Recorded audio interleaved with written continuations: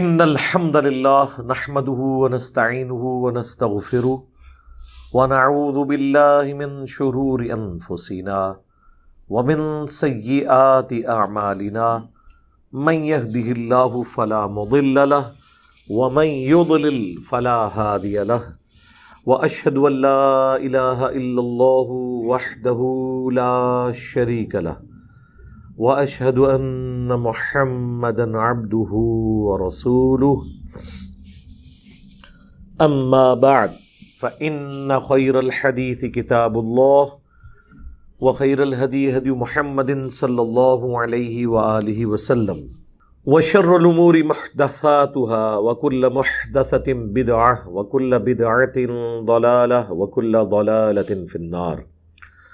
اعوذ باللہ السمیع العلیم من الشیطان الرجیم من ہمزہ ونفخہ ونفثہ بسم اللہ الرحمن الرحیم رب اشرح لی صدری ویسر لی امری واحلل عقدۃ من لسانی یفقہوا قولی بسم اللہ الرحمن الرحیم ان اللہ وملائکتہ یصلون علی النبی یا ایہا الذین آمنوا صلوا علیہ وسلموا تسلیما اللہم صل علی محمد وعلی آل محمد کما صلیت علی ابراہیم وعلی آل ابراہیم انک حمید مجید اللہم بارک علی محمد وعلی آل محمد کما بارکت علی ابراہیم وعلی آل ابراہیم انک حمید مجید اللهم ربنا آتنا في الدنيا حسنة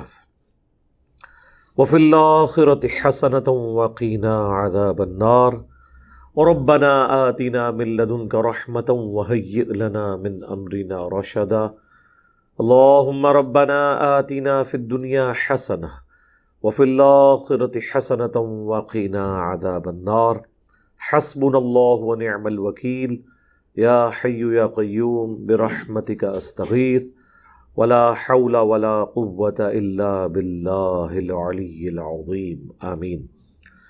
الحمدللہ آج 23 جنوری 2022 کو سنڈے کے دن قرآن کلاس نمبر 109 کی اسٹوڈیو ریکارڈنگ ہونے جا رہی ہے۔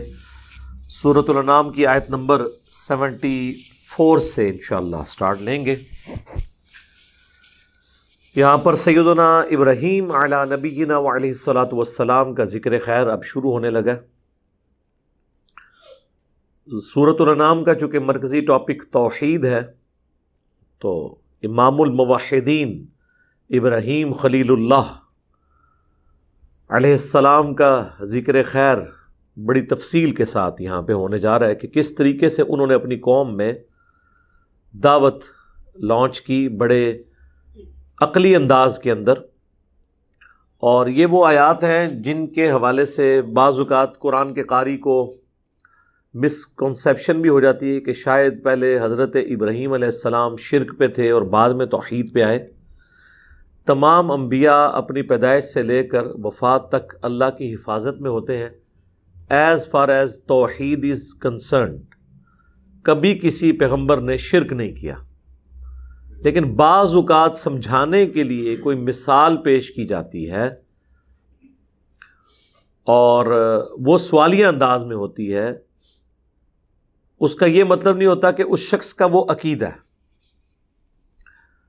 وہی چند آیات یہاں پہ آنے جا رہی ہیں۔ اس کے اوپر الگ سے بھی میری ایک ویڈیو بھی ریکارڈ ہے ابراہیم علیہ السلام کے دفاع کے اوپر۔ قرآن کی آیات اس کی حفاظت کریں گی۔ اینڈ پہ جا کے اللہ تبارک و تعالیٰ اس دعوت کی حکمت بھی بتائے گا کہ اس طریقے سے انہوں نے جو دعوت حق، دعوت توحید پیش کی تو یہ ہم نے انہیں یہ سکھائی تھی۔ اعوذ باللہ من الشیطان الرجیم بسم اللہ الرحمن الرحیم۔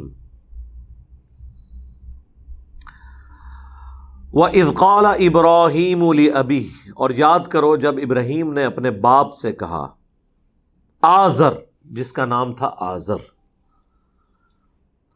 اب یہاں پہ والد کی بجائے ابی کا لفظ آیا ہے، دونوں طرف مانا جا سکتا ہے۔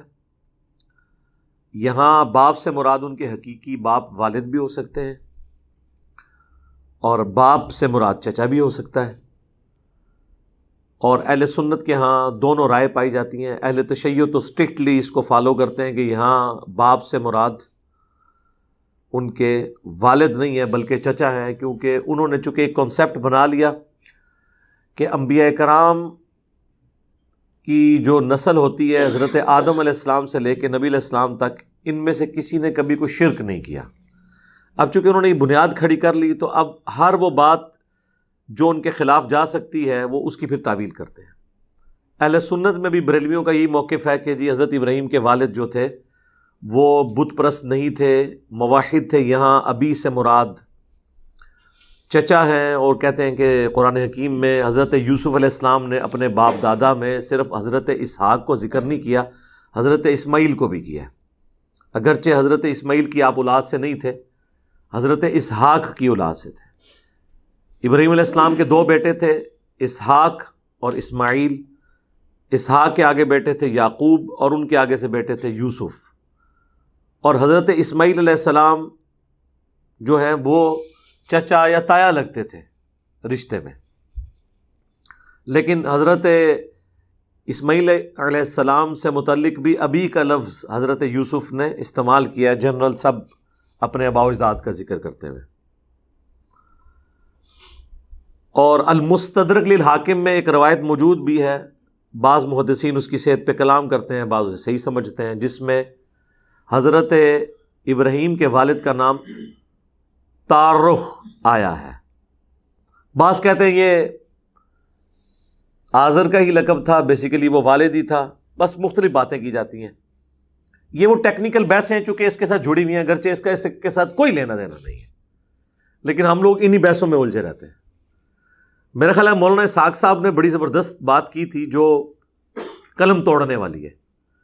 انہوں نے فرمایا کہ اگر پیغمبر کا اپنا بیٹا کافر ہو سکتا ہے تو اس کے باپ کا کافر ہونا کوئی مسئلہ نہیں ہے، کیونکہ جو اس کا اپنا بیٹا ہے وہ تو اس کا اپنا ٹکڑا ہے نا. حضرت نوح علیہ السلام کا بیٹا کافر تھا، قرآن میں آیا، تو وہ تو حضرت نوح کے جسم کا حصہ تھا نا. اگر وہ کافر نکل آیا تو نوح علیہ السلام کا اگر باپ یا حضرت ابراہیم کا باپ کافر ہوتا ہے تو اس سے کوئی فرق نہیں پڑتا. یہ کوئی اتنی بحث نہیں کہ اسے بنایا جائے. تو چلے ہم محتاط ترجمہ کر لیتے ہیں، باپ ہی رہنے دیتے ہیں، اس کا ترجمہ ہم والد کی بجائے باپ کر دیتے ہیں، اور ظاہر ہے ابھی کا ترجمہ باپ ہی ہوگا. اور یاد کرو جب ابراہیم نے اپنے باپ آزر سے کہا اتتخذوا اصناما آلہہ، کیا تم بتوں کو خدا بنائے بیٹھے ہو؟ انی اراک وقومک فی ضلال مبین، میں تو دیکھتا ہوں کہ تم اور تمہاری ساری قوم کھلی گمراہی میں. کتنا میٹھا میٹھا انداز ہے.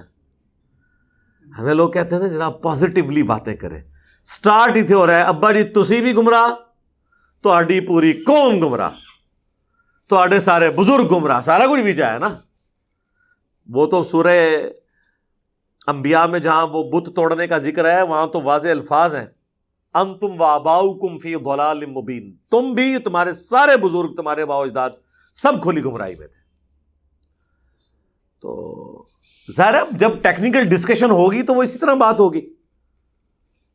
وَكَذَلِكَ نُرِي إِبْرَاهِيمَ مَلَكُوتَ السَّمَاوَاتِ وَالْأَرْضِ، اور اسی طریقے سے ہم نے ابراہیم کو آسمانوں میں اور زمین میں اپنی بادشاہی دکھائی تھی. یعنی یہ فزیکل فینومینا آف نیچر اللہ تعالیٰ نے حضرت ابراہیم علیہ السلام کو دکھائے، اپنی قدرت کی نشانیاں دکھائیں. ہو سکتا ہے کوئی فزیکل سیر بھی کروائی ہو، جس طریقے سے ہمارے نبی علیہ السلام کو معراج کروائی گئی. وَلِيَكُونَ مِنَ الْمُوقِنِينَ، تاکہ وہ کامل یقین کرنے والوں میں ہو جائیں، حق الیقین کے اوپر. فَلَمَّا جَنَّ عَلَيْهِ اللَّيْلُ، جب رات چھا گئی، رَآ كَوْكَبًا، تو انہوں نے ستارے کی طرف دیکھا، ایک ستارہ جو یعنی ایک ڈومیننٹ ستارہ تھا اس کی طرف دیکھا. قَالَ هَذَا رَبِّي، تو بولے یہ ہے میرا رب. اب یہ تو ہے لفظی ترجمہ، لیکن اگر میں اسی ترجمے کو انہی الفاظ کے ساتھ صرف انداز بدل دو، یہ ہے میرا رب، تو اس کا مطلب کیا ہوگا کہ سوالیہ انداز، کہ تم لوگ اس کو رب بنائے ہوئے ہو. تو بیسیکلی یہ ان معنوں میں ہے. لہذا حضرت ابراہیم علیہ السلام نے کوئی شرک نہیں کیا، بلکہ سوالیہ انداز میں انہوں نے کہا اچھا اس کو میرا رب بتا رہے ہو. تو وہی جملہ جب تھوڑا انداز بدل جائے گا تو آپ کو بات سمجھ آئے گی. یہ جو میں نے ترجمہ کیا نا کہ ہاذا ربی، یہ ہے میرا رب، اس کو جو میں نے اس انداز میں کہا یہ ہے میرا رب، یعنی سوالی انداز میں، اس کی سپورٹ میں بالکل اینڈ پہ جا کے آیات آئیں گی کہ حضرت ابراہیم علیہ السلام کے اس انداز کو اللہ نے اپنی طرف منسوب کیا کہ یہ طریقہ ہم نے سکھایا تھا ابراہیم کو اپنی قوم کے اوپر دعوت حق پیش کرنے کے لیے. لیکن ظلم کی انتہا ہے. میں نے جب چشتی رسول اللہ والے واقعے کو ہائی لائٹ کیا تو ایک بریلوی عالم دین نے اپنے بابوں کا دفاع کرنے کے لیے قرآن سے نا یہ پیش کیا. انہوں نے کہا دیکھیں کہ حضرت ابراہیم علیہ السلام نے بھی تو یعنی اپنے نام کا کلمہ پڑھوایا، یعنی یہ پڑھایا کو نام کا کلمہ پڑھوایا، انہوں نے تو ستارے کو خدا کہہ دیا تھا. تو اگر معین الدین چشتی نے اپنے نام کا کلمہ پڑھا لیا تو اس میں کون سا تھا؟ یہ سمجھانے کے لیے تھا. دیکھو کتنے کام میں انہوں دماغ پہنچتا جے. ایاک نعبد و ایاک نستعین چوں اے ماشاءاللہ بابیاں نو پکارنے تے موتی کٹ لیندے جے، سڑے ہوئے موتی تے نہ ہوئے، ترقیاں مینگنیاں بابیاں نو پکارنے دیاں. اور ادھر ان کا دماغ چلا گیا. تو پھر میں نے اس کو بھی جواب دیا تھا کہ آگے بھی تو پڑھ کیا لکھا ہوا ہے. یہ سوالیہ انداز تھا، یہ ان کا عقیدہ نہیں تھا. اور تیرے بابے نے تو اپنا کلمہ پڑھایا اور اس کے بعد کہا میں نے یہ آزمائش کی ہے کہ تو میرے پیچھے آنکھیں بند کر کے چلے گا یا نہیں. تو آزمائش کے لیے بھی کوئی کلمہ پڑھائے. لوگوں کو تو یہ بتاتے پھر رہے ہیں کہ جو لوگ جرمنی کا ویزا لینے کے لیے اپنے آپ کو قادیانی کاغذوں میں لکھواتے ہیں چاہے دل میں مومن بھی ہوں وہ کافر ہوں گے. تو تواڈے بابا جی اگر جڑا ہے وہ کلمہ پڑھا لین وہ کس طرح مسلمان رہ جائیں گے؟ اور صرف ان کا رجوع کر لینا کافی نہیں ہوگا جب تک کہ وہ یہ نہیں کہیں گے کہ میں نے کفر کیا تھا، میں کفر سے توبہ کر کے کلمہ پڑھ کے مسلمان ہوتا ہوں، میری بیعت ٹوٹ گئی، میں بھی پہلے بیعت ہوں گا پھر تمہیں بیعت کروں گا. یہ پوری ایکویشن ہوگی. قال ھذا ربی، کہا یہ ہے میرا رب. فلما افلا، جب وہ ڈوب گیا ستارہ، ظاہر ہے جب صبح ہونی تھی ستارے نے تو ڈوب ہی جانا تھا. اللہ اکبر. قال لا احب الآفلین، تو انہوں نے کہا میں تو ڈوب جانے والے کو پسند نہیں کرتا. زوال آ گیا نا، میرا خدا اگر ہی ہوتا اس پہ زوال نہ آتا. فلما رأى القمر بازغا، جب انہوں نے چاند کو چمکتے ہوئے دیکھا، قال ھذا ربی، کہا یہ ہے میرا رب. فلما افلا، جب وہ بھی ڈوب گیا، قال لئن لم یہدینی ربی لأکونن من القوم الضالین، تو انہوں نے کہا کہ اے میرے رب اگر تو نے مجھے ہدایت نہ دی تو میں ضرور گمراہ قوم میں شامل ہو جاؤں گا. تو اس کا مطلب ہے کہ ان کا یہ یقین تھا کہ میرے رب یہ نہیں کوئی اور ہے، مجھے اگر تو نے راستہ نہ دکھایا تو میں بھی گمراہ قوم میں شامل ہو جاؤں گا. تو مجھے تو راستہ تو نے دکھایا، میری قوم کو بھی راستہ دکھا. فلما رأى الشمس بازغہ، جب انہوں نے سورج کو چمکتے ہوئے دیکھا، قال ھذا ربی، تو کہا یہ ہے میرا رب. ھذا اکبر، یہ تو سب سے بڑا ہے. ظاہر ہے ستاروں اور چاند کے مقابلے میں تو سورج بڑا ہے، زیادہ روشن بھی ہے. فلما افلت، جب وہ بھی ڈوب گیا، قال یا قوم انی بریء مما تشرکون، تو اے میری قوم میں بیزار ہوں ان تمام چیزوں سے جن کو تم اللہ کے ساتھ شریک ٹھہراتے ہو. یعنی اگر تم میں سے کوئی ستاروں کی عبادت کرتا تھا تو میں اس سے بیزار ہوں، اگر کوئی چاند کو خدا مانتا تھا میں اس سے بیزار ہوں، اگر سورج کے بارے میں کسی کا عقیدہ تھا تو میں اس سے بیزار ہوں. انی وجہت وجہی للذی فطر السماوات والارض، میں نے تو اپنا رخ پھیر لیا ہے، اپنا چہرہ اس ہستی کی طرف جو آسمانوں کا بنانے والا ہے اور زمین کا، حنیفہ، سب کو چھوڑ کر یکسو ہو کر ایک اس اللہ کی طرف میں ہو گیا. وما انا من المشرکین، اور میں تو مشرک لوگوں میں شامل نہیں ہوں.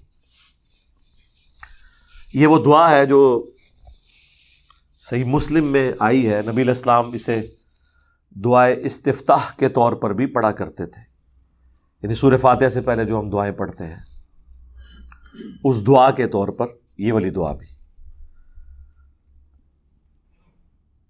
وحاجہ قومہ، تو ابراہیم کی قوم ان سے جھگڑنے لگی۔ ظاہر ہے جی توحید کدھر ہضم ہوتی ہے، ٹھیک ہے، جبکہ آپ کے بزرگوں کے عقائد اس کے ساتھ جڑے ہوئے ہوں، آباء و اجداد، کلچر، سب کچھ۔ قال اتحاجونی فی اللہ، تو ابراہیم نے کہا کیا تم مجھ سے اللہ کے بارے میں جھگڑا کر رہے ہو؟ وقد ہدان، جبکہ اس نے مجھے تو ہدایت دی ہوئی ہے، مجھے تو پتہ چل گیا ہے کہ اللہ حق ہے، اللہ ہی معبود ہے۔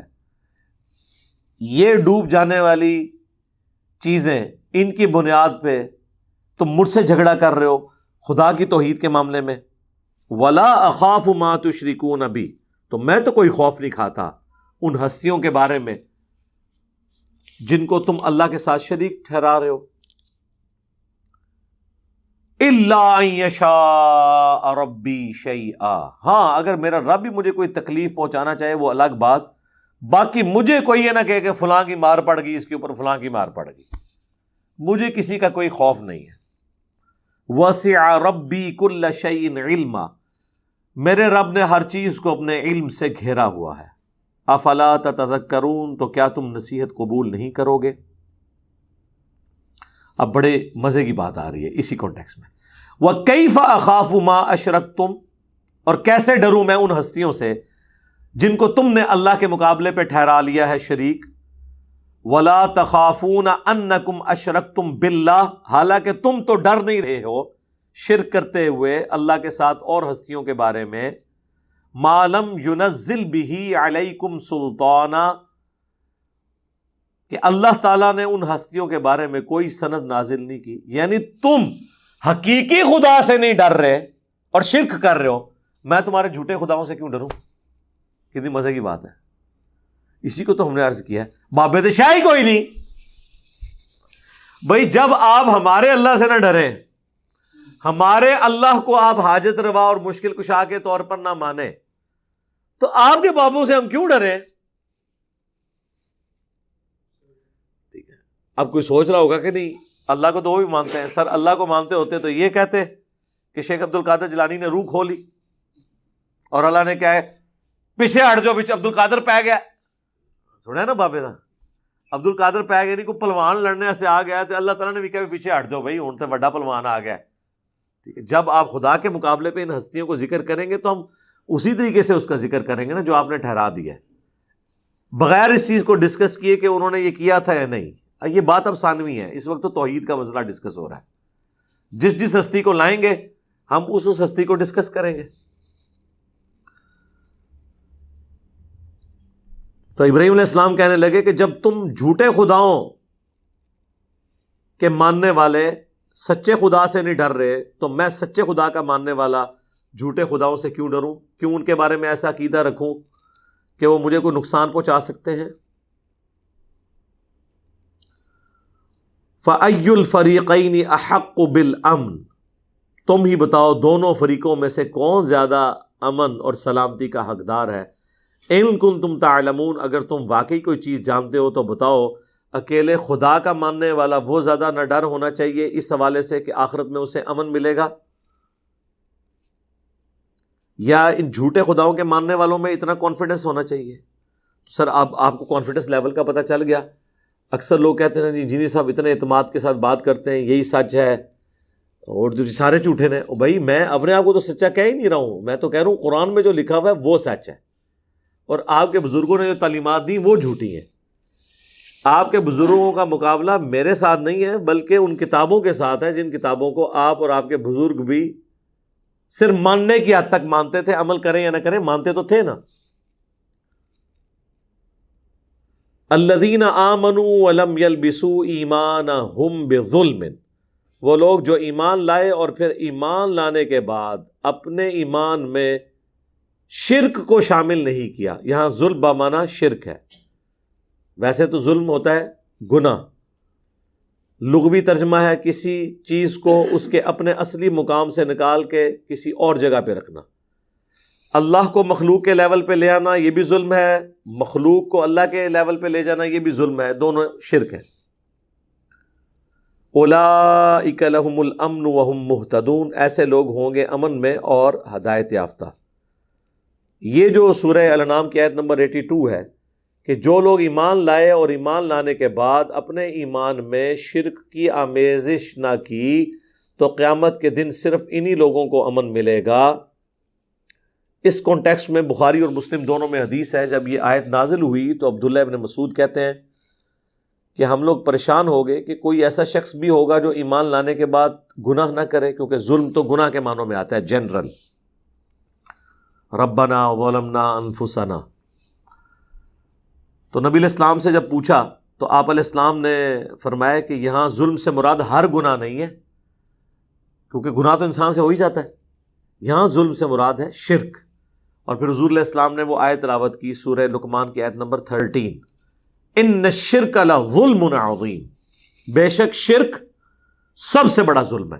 تو آپ نے فرمایا یہاں پر ظلم سے مراد ہے شرک، کہ جو لوگ ایمان لائے، ایمان لانے کے بعد انہوں نے کوئی گناہ نہ کیا، اور گناہ سے مراد بڑا گناہ یعنی شرک، تو انہیں امن قیامت کے دن مل جائے گا اور وہ ہدایت یافتہ ہوں گے۔ یہ آیت بھی اس چیز کا ثبوت ہے کہ کوئی شخص مومن ہوتے ہوئے بھی مشرک ہو سکتا ہے۔ یہ جو آپ کو بریلوی اور اہل تشیع کہانیاں کراتے ہیں نا کہ جی یہ کیا بات کرتے ہیں جی کلمہ گو مشرک، کلمہ گو مشرک، جی کلمہ گو کیسے مشرک ہو سکتا ہے؟ جی ہو سکتا ہے، قرآن میں لکھا ہوا ہے، جو ایمان لائے اور اپنے ایمان کے ساتھ شرک کی آمیزش نہ کی۔ وہ پھر ایمان کیوں لے کے آئے تھے؟ ایمان لانے کے ساتھ شرک کو شامل نہیں کیا، یعنی جب ایمان لے کر آئے تو پھر صرف اللہ ہی کے ساتھ وہ عقیدے وابستہ کیے، کسی اور ہستی کو لا کے شامل نہیں کیا، تو وہ ہدایت پہ ہوں گے۔ تو یہ قرآن میں بھی لکھا ہوا ہے شرک ختم نہیں ہوا۔ اگر شرک ختم ہو چکا ہوتا تو قرآن میں یہ بات تو نہ ہوتی۔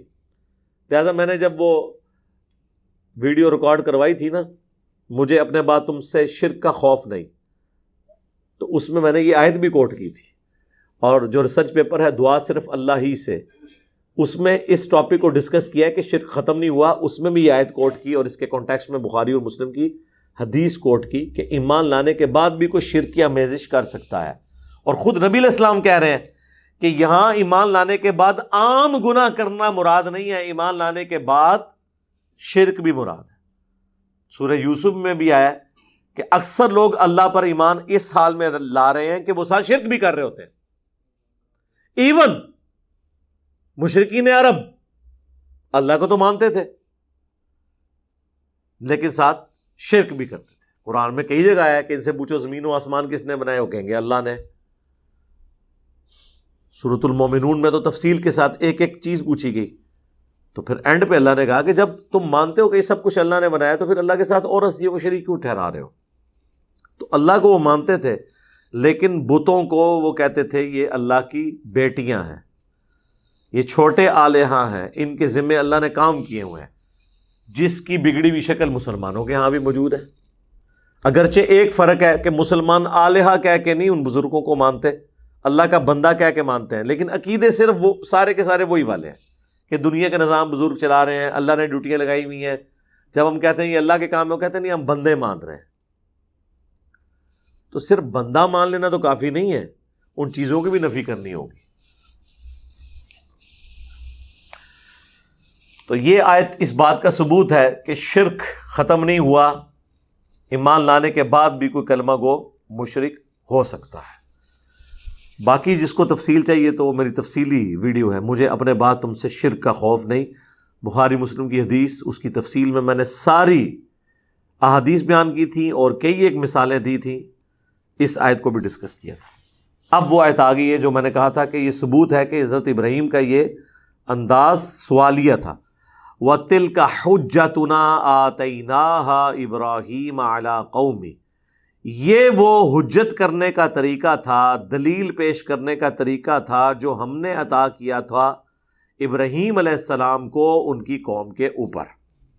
یعنی یہ سوالیہ انداز میں پوچھنا کہ جی یہ تو ڈوب گئے، ڈوبنے والوں کو ہم نہیں مانتے، سورج ڈوب گیا تو یہ خدا نہیں ہو سکتا، چاند کی روشنی بھی ختم ہوگی صبح کے وقت، یہ خدا نہیں ہو سکتا، ستارے بھی ڈوب گئے دن کے وقت، یہ خدا نہیں ہو سکتے۔ تو یہ جو ہر ایک کے ساتھ کہ یہ ہے میرا رب، تو وہ ترجمہ ہم نے اس لیے کیا تھا اس آیت کی وجہ سے کہ یہ سوالیہ انداز تھا سمجھانے کے لیے، ان کے دماغ کھولنے کے لیے.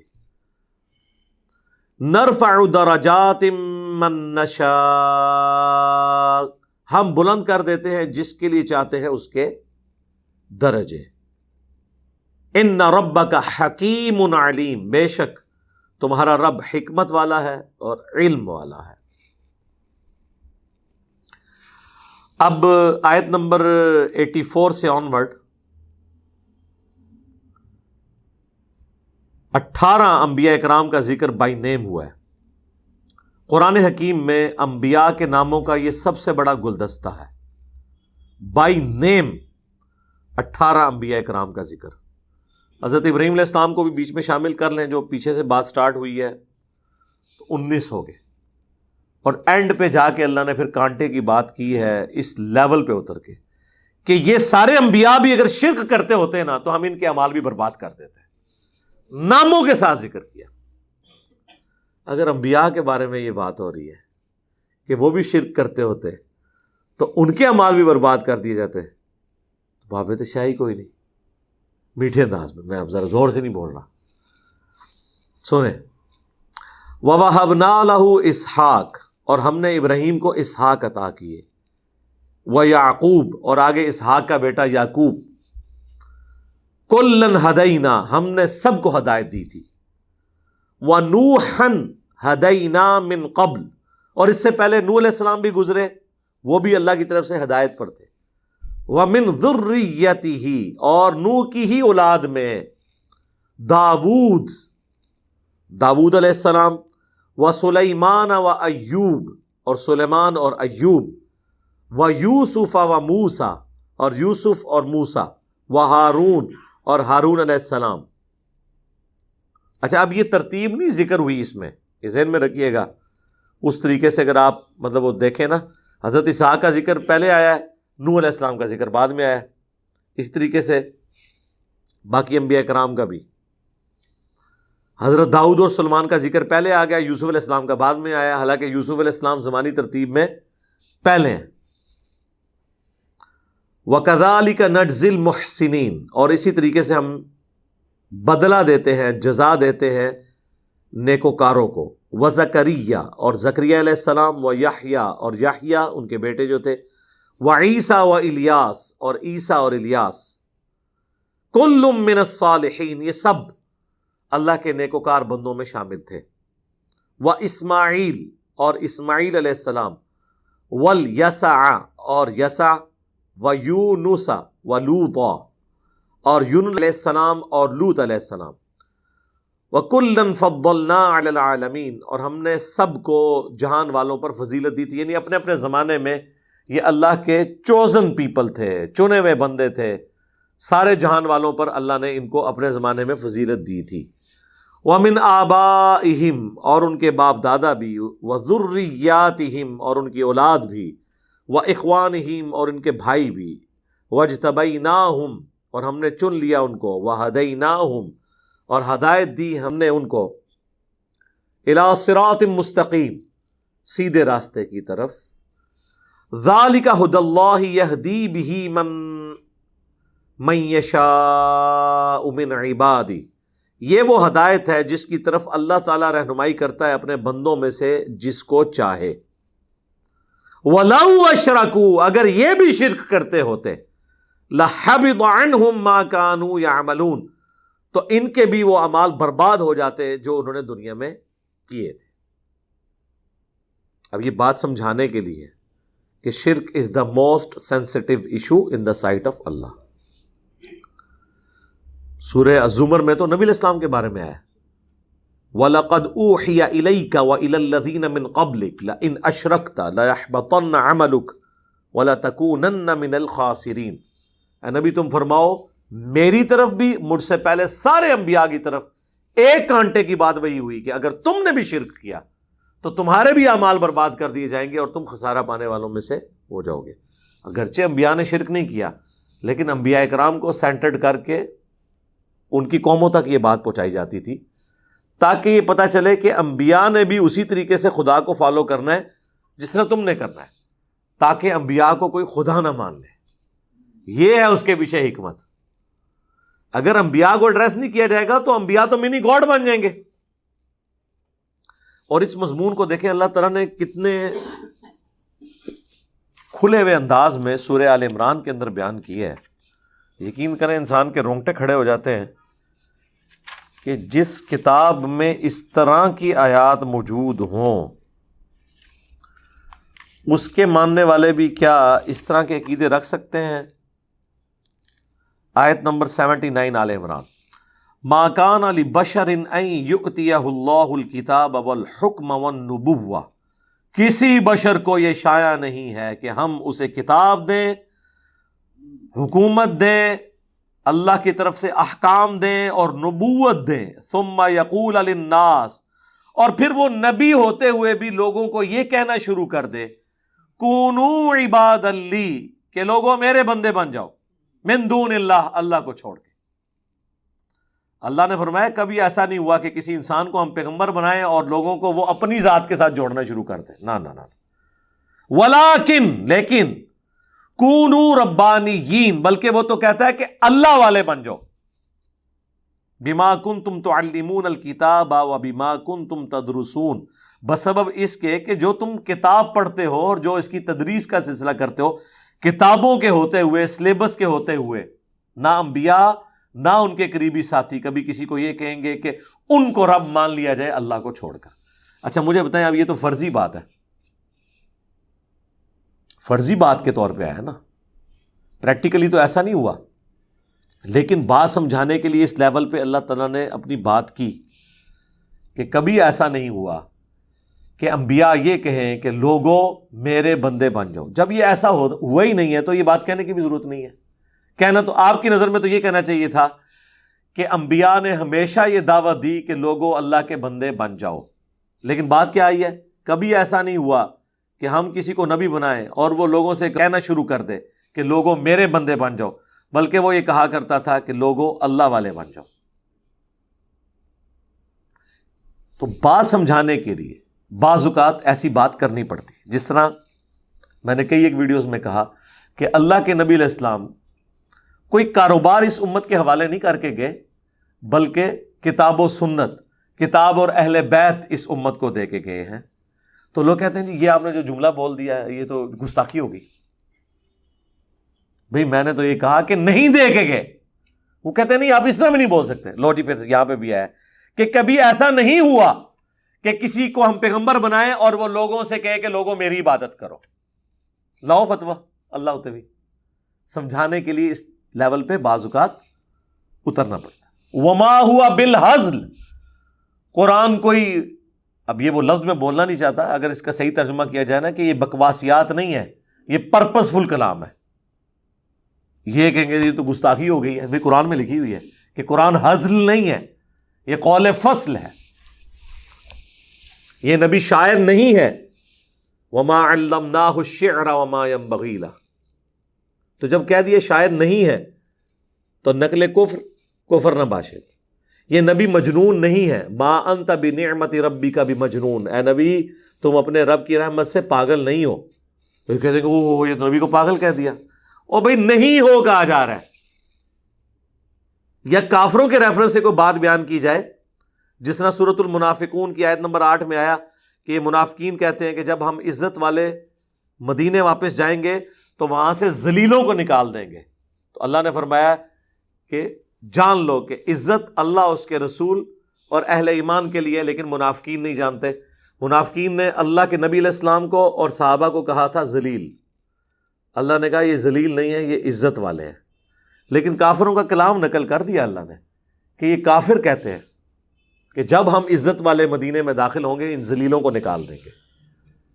اب اگر یہ جملہ کوئی بول دے کہ منافق کہتے تھے کہ ہم مدینے میں جا کے ان ذلیلوں کو نکالیں گے اور نبی علیہ السلام ان کے صحابہ کو وہ ذلیل کہتے تھے، جب یہ جملہ کوٹ کیا جائے گا تو ہم گنہگار نہیں ہوں گے.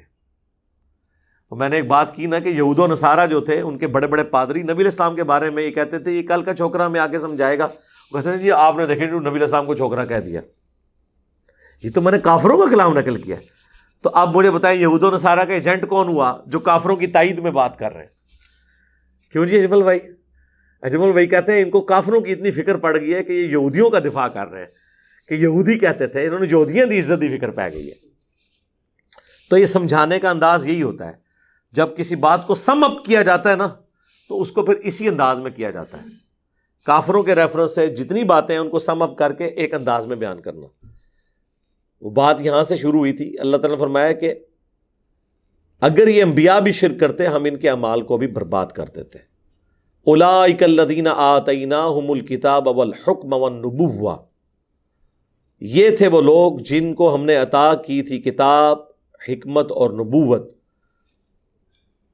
فَإِن یکفر بِہَا، اور اگر یہ مکہ والے انکار کریں اس کا، ہَؤُلَاءِ فَقَدْ وَكَّلْنَا بِهَا قَوْمًا لَيْسُوا بِهَا بِكَافِرِينَ، اگر یہ مکہ والے انکار کریں تو ہم نے مقرر کر دیے ہیں اس کو ماننے کے لیے ایسے لوگ جو اس کے ساتھ کفر کرنے والے نہیں ہوں گے۔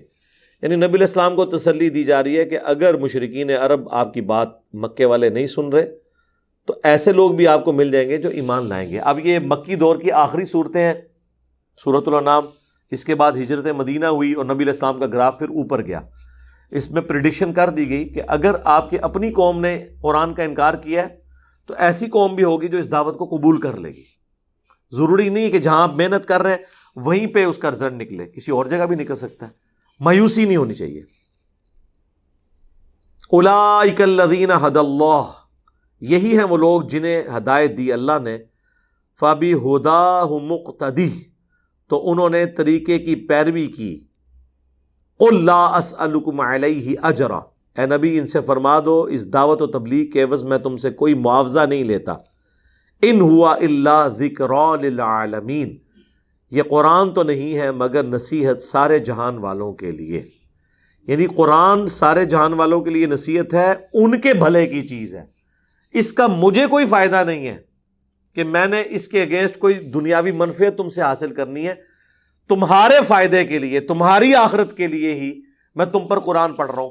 تو قرآن نصیحت ہے سارے جہان والوں کے لیے کہ اپنی اپنی آخرت کی فکر کر لیں، کیونکہ اللہ نے تو فیصلہ کر لیا ہے کہ اس نے یہ مخلوق ایک مقصد کے تحت پیدا کی ہے۔ جو اس کی انبیاء کی پیروی کریں گے، اس کی توحید کے پاسدار بنیں گے، ان کے لیے آخرت میں جنتیں ہیں، جو نافرمان ہوں گے ان کے لیے ٹھکانہ جہنم ہوگا۔ اللہم لا تجعلنا منہم، اللہم اجرنا من النار۔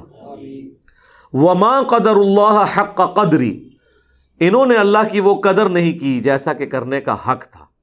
کیا سوز و گداز ہے جی اس بات کے اندر۔ اذ قالوا ما انزل اللہ علی بشر من شیء، جب یہ کہنا شروع کر دیا انہوں نے کہ اللہ نے کسی آدمی پہ کوئی چیز نازل نہیں کی، یعنی اللہ نے اپنا کلام نازل کیا اور انہوں نے یہ بے قدری کی کہ اس کو اللہ کا کلام ماننے سے انکار کر دیا۔ اچھا یہ تو مشرکین عرب نے کیا نا، مسلمانوں نے بھی تو اللہ کی قدر نہیں کی، قرآن مان کر بھی قرآن کی نہیں مانی۔ کیا قدر کی؟ جو واضح عقائد قرآن میں آئے ہوئے تھے ان سے انہوں نے بالکل انحراف کیا، صرف اس وجہ سے کہ ان کے بزرگوں نے جو باطل تعویلات کی تھی ان کو بچانے کی خاطر۔ خود احمد بریلوی صاحب کہتے ہیں کہ اگر ہم وہابیوں کی باتوں کو صحیح مان لیں تو ہمیں اپنے پرانے سارے بزرگوں کو مشرک ماننا پڑے گا۔ تو یار اگر مان لو تو آپ کی آخرت تو بچ رہی ہے خدا کے لیے۔ یہ اسی طریقے سے ہے کہ اکرمہ یہ کہنا شروع کر دیتا کہ اگر میں کلمہ پڑھ لیا تو مجھے ابو جہل کو کافر اور مشرک اور جہنمی ماننا پڑ جائے گا۔ دین واٹ یار، تو بچنا۔ کسی کی وجہ سے اپنے چہرے پر تو تھپڑ مار کے اپنے چہرے کو سرخ نہ کرے۔ اب یہ کون سی دلیل ہے؟ دلیل تو یہ ہونی چاہیے کہ قرآن و سنت میں ہی لکھا ہے۔ قل من انزل الکتاب الذی جاء بہ موسیٰ، نبی ان سے پوچھو کہ وہ کتاب کس نے نازل کی تھی جو موسیٰ علیہ السلام پر نازل ہوئی تھی؟ نورا و ھدی للناس، جو سراپا نور تھی اور ہدایت تھی لوگوں کے لیے۔ تجعلونہ قراطیس، جس کو تم نے بنا لیا الگ الگ کاغذ۔ تبدونہا وتخفون کثیرا، اور کچھ تو ظاہر کرتے ہو اور کچھ چھپا لیتے ہو۔ اب یہ یعنی روئے سخن جو ہے یہودیوں کی طرف ہے کہ تم تو حضرت موسیٰ علیہ السلام کے تورات کے ماننے والے تھے، تم خود آلریڈی ایک آسمانی کتاب کے ماننے والے ہو، لیکن کیا مانا جو سورۃ البقرہ میں آیا افتؤمنون ببعض الکتاب وتکفرون ببعض، کتاب کے کچھ حصے کو مانتے ہو کچھ کو چھوڑتے ہو۔ یہاں پر بھی جو اپنے مرضی کے فتوے تھے وہ تو لوگوں کو بتا دیے، اور جو چھپانے چیزیں چھپا لیں، یعنی نبی علیہ السلام کی بعثت سے متعلق اس میں پروفیسیز موجود تھیں، ان پہ تم نے پردہ ڈالا اور لوگوں کو خوش کرنے کے لیے اپنے مرضی کے فتوے دیے، حالانکہ ان کتابوں میں وہ چیزیں حرام لکھی تھی جو تم نے اشرافیہ کو خوش کرنے کے لیے حلال کر دی۔ وَعُلِّمْتُم مَّا لَمْ تَعْلَمُوا، اور تمہیں سکھایا گیا جو تم نہیں جانتے تھے، أَنْتُمْ وَلَا آبَاؤُكُمْ، نہ تم نہ تمہارے آباء و اجداد۔ اللہ تعالیٰ نے آسمان سے کتاب نازل کر کے تمہیں ایجوکیشن دی تھی۔ قُلِ اللَّهُ، تو اے نبی فرمائیے خود ہی جواب دیتے ہوئے کہ وہ اللہ تھا جس نے وہ تورات نازل کی تھی، تو اب اس نے یہ قرآن نازل کیا تو اسے بھی مانو۔ ثُمَّ ذَرْهُمْ فِي خَوْضِهِمْ يَلْعَبُونَ، اس کے بعد ان کو ان کے حال پہ چھوڑ دیجئے، اپنی بےہودہ باتوں میں یہ کھیلتے رہے۔ وَهَذَا كِتَابٌ، اور یہ ہے قرآن وہ کتاب، أَنزَلْنَاهُ مبارک، جو کہ ہم نے بابرکت نازل کی ہے، مصدق الذی بین یدی، جو کہ تصدیق کرتی ہے اس کی جو ان کے پاس پہلے سے موجود تھی، یعنی تورات کی تصدیق دو اعتبار سے قرآن نے کی۔ ایک تو تورات میں آخری پیغمبر کی نشانیاں موجود تھیں، آخری پیغمبر کا اور ان پہ کتاب کا نازل ہونا تورات کے سچے ہونے کی گواہی ہے کہ جو اس میں لکھا تھا وہ پورا ہو گیا۔ اور دوسرا اس اعتبار سے تصدیق کی کہ یہ جو تورات ہے یہ واقعی اللہ کی کتاب ہے، قرآن نے بھی اسے انڈورس کر دیا۔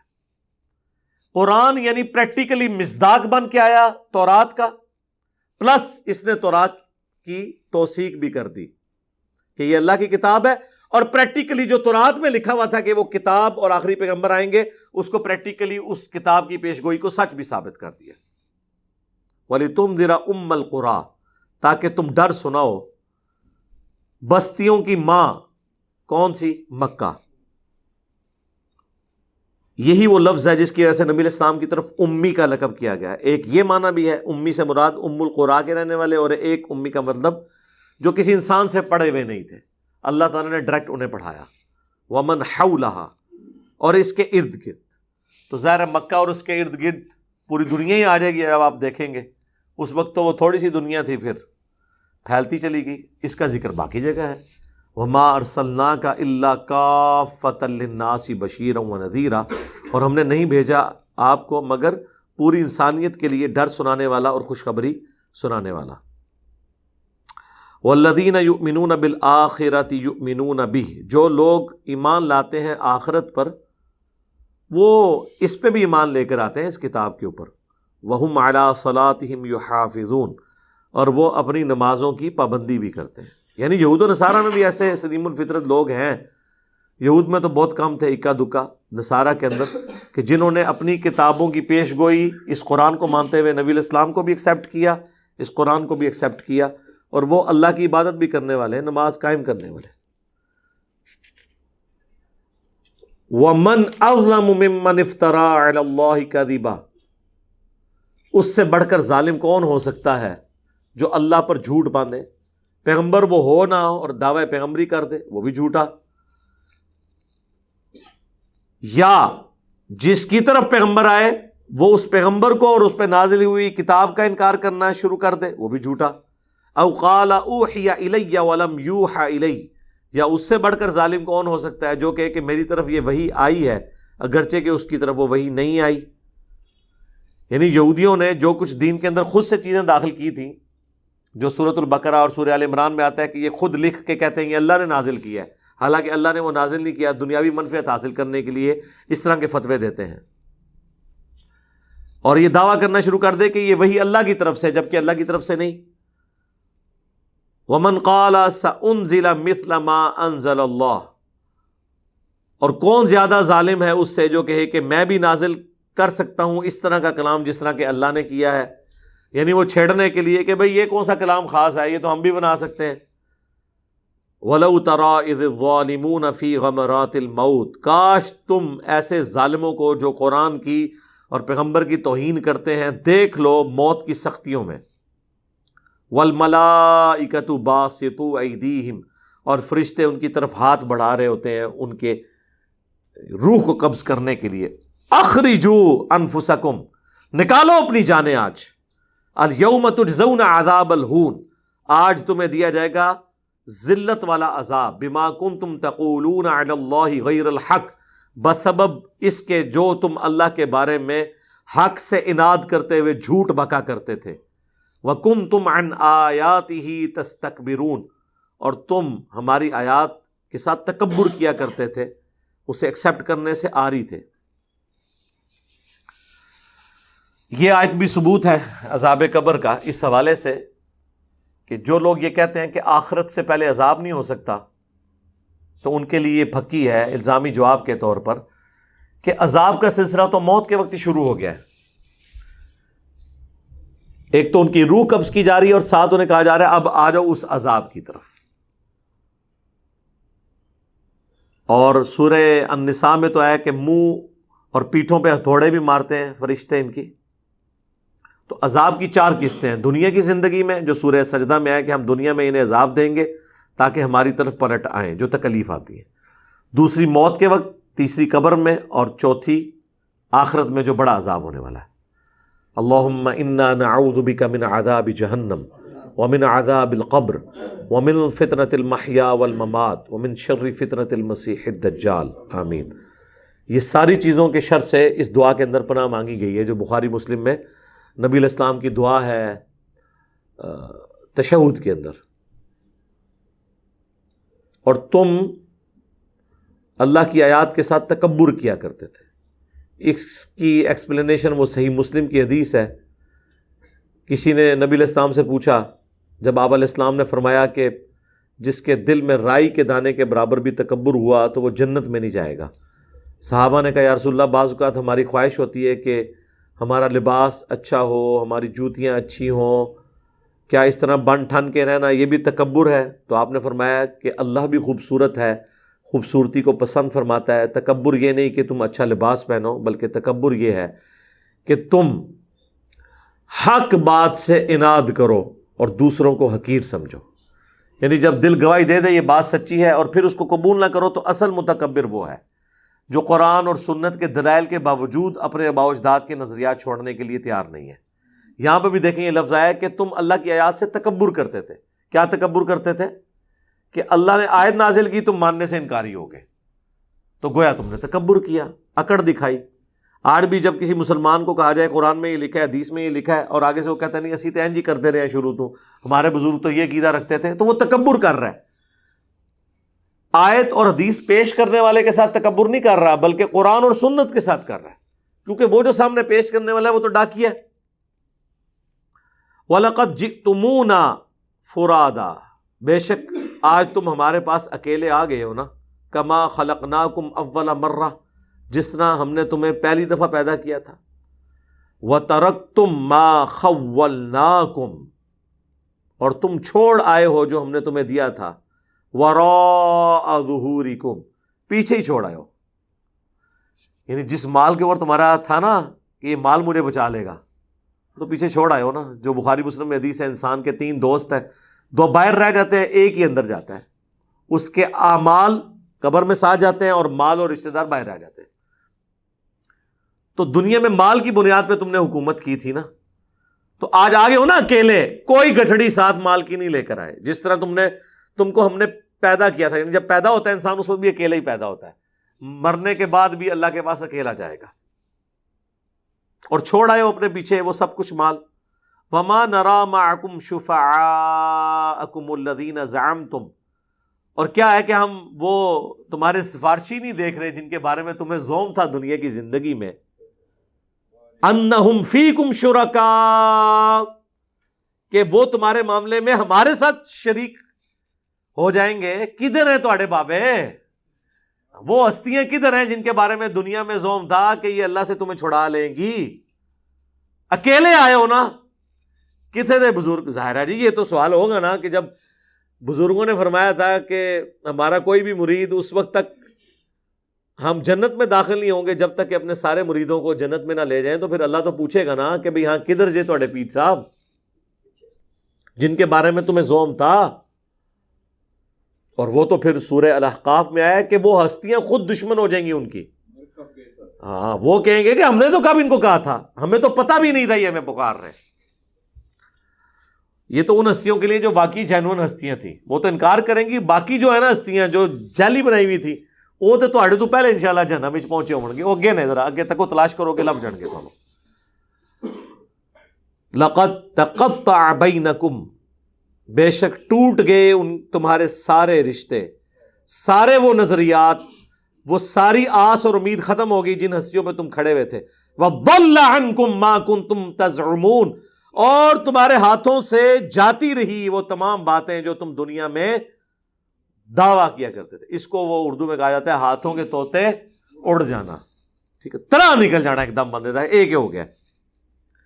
میرا خیال ہے اگر کسی شخص کو مرنے کے بعد اس طرح کا معاملہ ہو, اس سے بہتر نہیں ہے کہ وہ قرآن ترجمے سے پڑھ کے دنیا میں ہی آخرت کی فلم دیکھ لے اور بچ جائے. ٹھیک ہے, جس طرح یہاں بھی دنیا میں اگر کسی شخص کو ہم بتائیں کہ بھائی دیکھو یہ ویڈیو دیکھ لو سی سی ٹی وی کیمرے میں, کل ایک شخص یہاں سے گزر رہا تھا, گیٹ کراس کرتے ہوئے اس کا ہاتھ گیٹ کو لگ گیا, یہ گیٹ ارتھ ہوا ہوا ہے, وابڈا والوں کو ہم نے اطلاع کی ہوئی ہے لیکن ابھی تک یہ ٹھیک نہیں ہوا, یہ دیکھو اس کی لاش کل اٹھانی پڑی. کیا خیال ہے دنیا میں کسی کو یہ ویڈیو دکھائی جائے, وہ گیٹ وابڈا والے گارنٹی بھی دے دینا کہ اس میں کرنٹ نہیں ہے, لوگ کہیں گے جناب ایتھو تسی گزرنے نہیں, کوئی دوسرا راہ دسو سانو. یہی ہوگا نا, کیونکہ جان کا خطرہ ہے, جہاں پر ایمان کا خطرہ ہے. اور بلکہ یہ بات کرتے ہوئے اگر کوئی شخص تھوڑے سخت لہجے میں بھی بول دے, ایک دو گالیاں بھی ساتھ نکال دے کہ فلانے ٹھنگیا تو اتھو چلے آ دیکھ کل بندہ ایتھے مر گیا, تو اس شخص کو اس کی گالیاں بھی یاد نہیں رہیں گی, بلکہ وہ کہے گا تو میرا محسن ہے کہ تو نے مجھے بچا لیا ہے, 3 گالیاں اور نکال کے مجھے بچاتا تاکہ مجھے یقین آ جائے کہ میں نے یہاں سے نہیں گزرنا. یہی ہے نا. لیکن دین کی بات آپ کسی بھی انداز میں ان کو کریں, گل بڑی سخت ہے. چلو جی یار گل کا انداز سخت ہے, گل تو ٹھیک ہے نا, نہیں گل بھی نہیں مننی, نہ منو, جاؤ چمڑ جاؤ جا کے. تو اللہ تبارک و تعالیٰ نے آخرت کی فلم پہلے ہی چلا دی ہے, یہ ہوگا, یہ رزلٹ نکلے گا. اس لیے آپ دیکھیں جتنے لوگ دوسرے ملکوں میں بیٹھے ہوئے ہیں, پاکستان میں تو ان کے آباء و اجداد کو کبھی توفیق نہیں ہوئی قرآن پڑھنے کی. وہاں جاتے ہیں جب تھوڑی لادینیت دیکھتے ہیں, تھوڑا سا اپنے آپ کو جھنجھوڑتے ہیں کہ ہم نے اپنے ریلیجن کی طرف واپس آنا ہے, اپنے آپ کو مصروف کرنے کے لیے قرآن پڑھتے ہیں. جب قرآن پڑھتے ہیں تو ان کے طوطے واقعی اس طرح ہی اڑتے ہیں جس طرح آخرت میں بابوں کے مارنے والوں کے اڑیں گے. وہ کہیں یار یہ قرآن تو کچھ اور لکھا ہوا ہے. ہمارے ایک قریبی دوست آفس کے, ان کے چچا یہ ماموں لگتے تھے, تو ان کو ہارٹ اٹیک ہوا. ایک بار ہوا, خود ڈاکٹر تھے, 2 بار ہوا, پھر ڈاکٹرز نے کہا کہ جناب اب تیسری دفعہ ہو تو تسی ایکسپائر ہو جانا ہے. اب جب کسی کو بتایا جائے کہ بھئی کام تہاڈا نیڑے ہے, تیاری کر لو, اور پھر ڈاکٹر بھی ہو, وہ اس چیز کو سمجھتا بھی ہو. یہ میں 2006-07 کی بات کر رہا ہوں. وہ جی انہوں نے قرآن جو ہے نا ترجمے سے پڑھنا شروع کر دیا. سوری خالو تھے, وہ ماموں نہیں تھے, خالو تھے. قرآن ترجمے سے پڑھا, احمد صاحب بریلوی صاحب کا ترجمہ. بریلوی تھے تو ظاہر ہے انہوں نے مرنے سے پہلے بریلویت کی تیاری کرنی تھی نا, ظاہر ہے, کیونکہ محلے کی مسجد بریلویوں کی تھی. یہ ہوتی ہے ہماری تحقیق. وہ جناب جب انہوں نے قرآن پڑھا تو گمراہ ہو گئے. انہوں نے کہا یار یہ ہمیں تو انہوں نے بابوں بزرگوں, اللہ تعالیٰ نے تو نہ کسی بزرگ کو, نہ کسی فرشتے کو, نہ کسی پیغمبر کو اپنی توحید کے معاملے میں خاطر میں لاتا ہے, اور انہوں نے تو یہ کیا کیا ہستیوں کے ساتھ عقیدے جوڑے میں. تو وہ اپنا مسلک ہی چھوڑ گئے. جو میں نے اکثر کہا ہے کہ اگر کوئی شخص اپنے فرقے کا بھی قرآن کا ترجمہ ایمانداری سے پڑھ لے نا, تو اللہ تعالیٰ اسے ہدایت دے دے گا. یہ اللہ کا وعدہ ہے, وَالَّذِينَ جَاهَدُوا فِينَا لَنَهْدِيَنَّهُمْ سُبُلَنَا. بلکہ ایون وہ قرآن پڑھتے ہوئے اسے یہ بھی پتہ چل جائے گا، تھوڑی سی اپنی عقل استعمال کرے کہ قرآن میں تو یہ لکھا تھا، تو یہ میرے مولوی نے اس کی جو یہ تشریح کی ہے یہ تو اس میں بیٹھتی ہی نہیں ہے، اگر اس نے اپنی عقل استعمال کی۔ اور اگر عقل استعمال نہ کی، اس کبوتر کی مانند جو بلی کو دیکھ کے آنکھیں بند کر لے، بلی نے پھر بھی گردن مروڑنی ہے، آنکھیں بند کرنے سے بلی غائب نہیں ہو سکتی، اس طرح آنکھیں بند کرنے سے قرآن و سنت کے جو نظریات ہیں وہ غائب نہیں ہوں گے، اور آپ کے بزرگوں کے بتائے ہوئے عقیدے وہ جسٹیفائی نہیں ہوں گے۔ تو اس سے پہلے کہ آخرت میں ہوائیاں اڑ جائیں، جو اللہ تعالیٰ نے بیان کیا کہ اڑ جائیں گی ان کی ہوائیاں، اس سے پہلے آخرت کی تیاری کر لیں۔ اللہ تعالیٰ سے دعا ہے جو حق بات میں نے کہی ہمارے دلوں میں راسخ فرمائے، اگر جذبات میں میرے منہ سے کوئی غلط بات نکل گئی تو اللہ تعالیٰ ہمارے دلوں سے دھو ڈالے اور ہمیں معاف بھی کر دے، ہمیں کتاب و سنت کی تعلیمات پر عمل کر کے دوسرے بھائیوں تک پہنچانے کی توفیق عطا فرمائے۔ سبحانک اللہم و بحمدک، اشہد ان لا الہ الا انت، استغفرک و اتوب الیک، وما علینا الا البلاغ المبین۔